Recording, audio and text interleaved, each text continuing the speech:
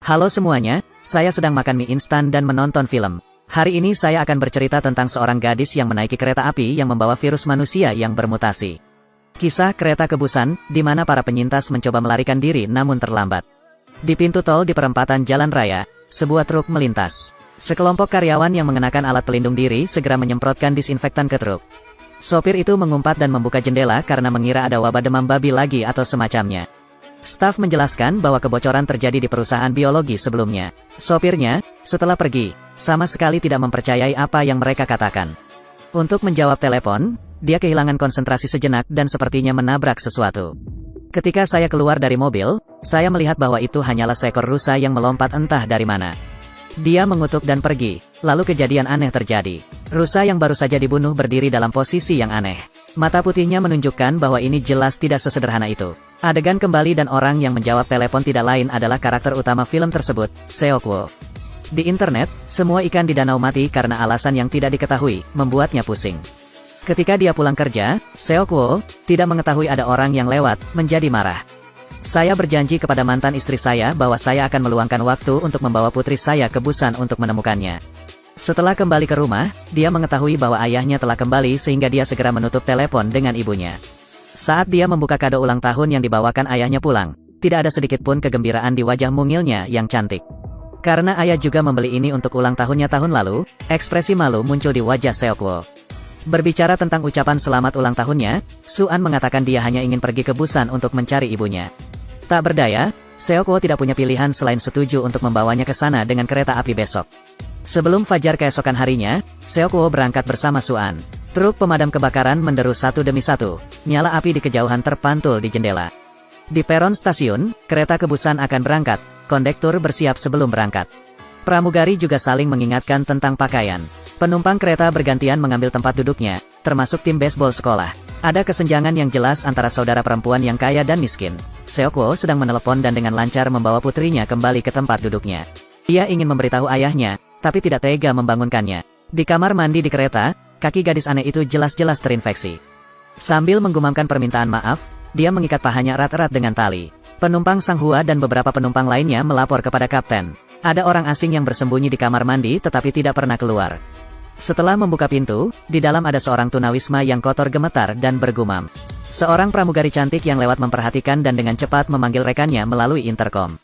Pada saat ini, Seokwo dibangunkan oleh telepon dan menemukan bahwa Suan hilang. Dalam berita bas, bahkan pasukan anti huru-hara dikerahkan, dan para penumpang tampak khawatir. Melihat gadis itu berhenti bergerak, pramugari cantik itu dengan cemas mendesak pemimpin tur. Mereka tidak tahu kalau gadis tadi tiba-tiba berdiri dan mendekatinya dengan posisi yang aneh.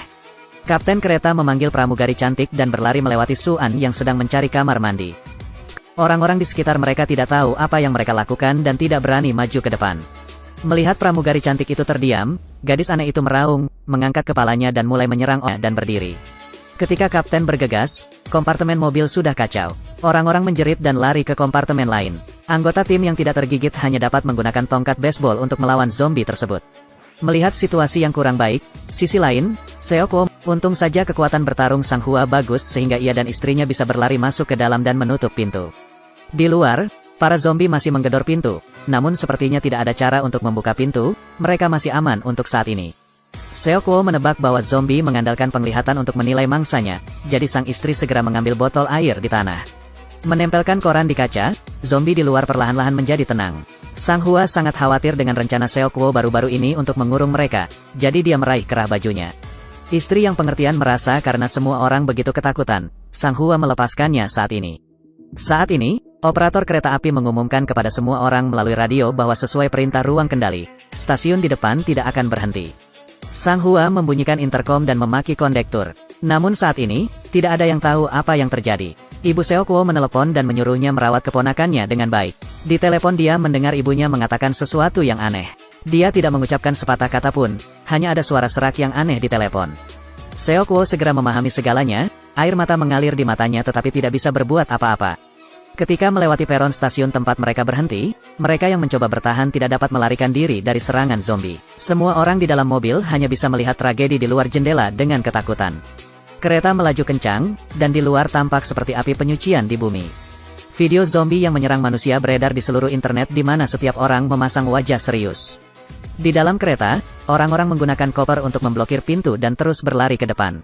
Su-an memberi jalan kepada seorang wanita tua. Seokwo menariknya ke samping. Mengatakan padanya bahwa dirinya adalah hal yang paling penting saat ini. Su-an menundukkan kepalanya dan tidak berkata apa-apa. Saat ini, suara kondektur terdengar, menandakan bahwa kereta tidak akan menuju Busan melainkan hanya ke stasiun Daejeon. Semua penumpang harus turun dari kereta karena tentara dikerahkan di sana. Seokwo merasa ada yang tidak beres jadi dia menyuruh Su-an untuk berdiri diam dan mengambil ponselnya untuk pergi. Setelah mengetahui tak lama kemudian, kereta tiba di stasiun Daejeon. Semua orang terkejut mengapa tidak ada seorang pun di sini. Setelah pintu mobil kondektur yang berdiri di depan kereta tercengang saat melihat zombie berkerumun di dalam gerbong yang sama. Direktur mendekati kondektur dan mengungkapkan identitasnya sebagai direktur eksekutif perusahaan Bus Express.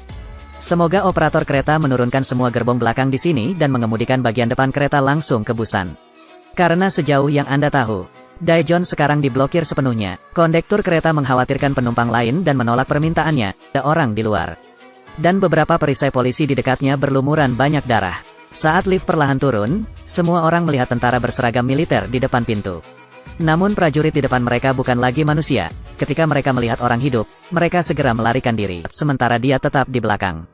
Pelatih muda tim bisbol juga dengan cepat berlari kembali. Masinis kereta yang pertama kali melihat pemandangan ini hanya bisa berbalik dan lari. Pada saat yang sama, Seokwo menerima panggilan telepon dari temannya, mengatakan bahwa dia tidak dapat menghubungi orang-orangnya.